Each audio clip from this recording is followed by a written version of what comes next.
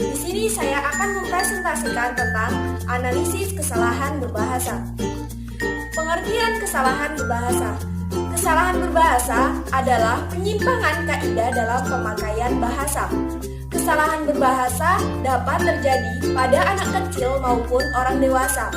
Jika kesalahan tersebut dilakukan oleh anak kecil yang sedang dalam proses menguasai B1, biasanya disebut errors atau silap. Sementara itu, jika penyimpangan dilakukan oleh orang dewasa atau orang yang sudah dianggap menguasai bahasa pertama, biasanya disebut dengan mistake atau kesalahan. Bahasa antara bukan kesalahan berbahasa. Bahasa antara merupakan bahasa yang dihasilkan oleh seseorang yang sedang dalam proses menguasai bahasa kedua. Ciri utama bahasa antara atau interlanguage adalah adanya penyimpangan struktur lahir dalam bentuk kesilapan berbahasa. Kesilapan-kesilapan ini bersifat sistematis dan terjadi pada setiap orang yang berusaha menguasai bahasa kedua.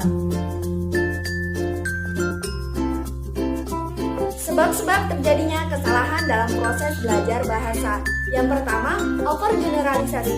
Overgeneralisasi sebagai kesilapan yang disebabkan oleh generalisasi yang berlebihan. Yang kedua, transfer.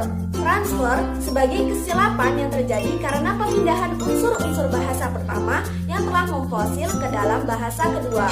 Yang ketiga, penerapan kaidah dalam konteks yang keliru. Yang keempat, penerapan kaidah secara tidak lengkap. Yang kelima, perumusan kaidah secara keliru. Yang keenam, strategi belajar B2.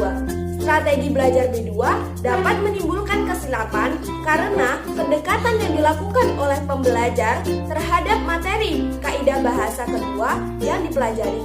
Yang ketujuh, strategi komunikasi. Strategi komunikasi sebagai kesilapan yang terjadi karena pendekatan yang dilakukan oleh pembelajar dalam komunikasi dengan orang lain atau penutur asli. Yang kedelapan, pengabaian pembatasan pemakaian dalam B2. Tujuan analisis kesalahan. Yang pertama, mengetahui peta kesalahan pembelajar bahasa.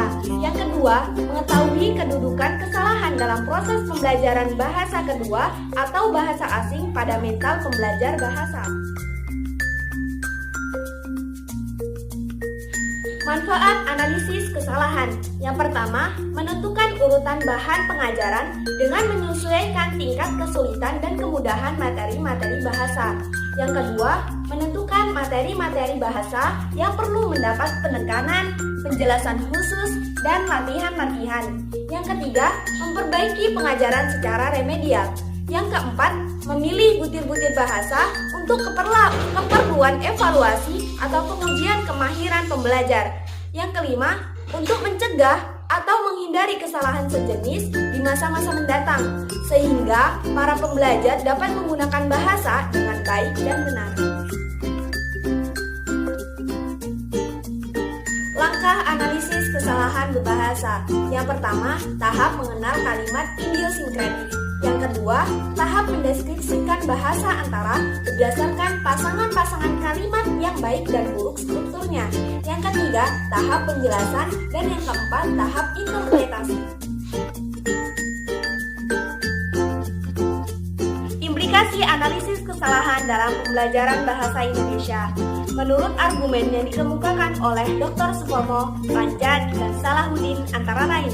Yang pertama, masyarakat Indonesia yang kebanyakan dui bahasawan dengan bahasa pertama berupa bahasa daerah memiliki kecenderungan yang lebih besar untuk melakukan kesalahan berbahasa Indonesia. Yang kedua, kemungkinan timbulnya kesulitan guru untuk menerapkan analisis kesalahan dalam pengajaran bahasa Indonesia sangat kecil karena semua guru menguasai bahasa Indonesia secara baik. Sedang seandainya guru tidak menguasai bahasa pertama, pembelajar tidak ada kesulitan untuk mendapatkan bantuan penutur asli. Yang keempat, pembelajar kebanyakan bukan orang yang asing dengan bahasa Indonesia, sehingga kemungkinan keberhasilannya jauh lebih besar. Sekian presentasi dari saya mohon maaf apabila ada kesalahan. Saya akhiri, wassalamualaikum warahmatullahi wabarakatuh.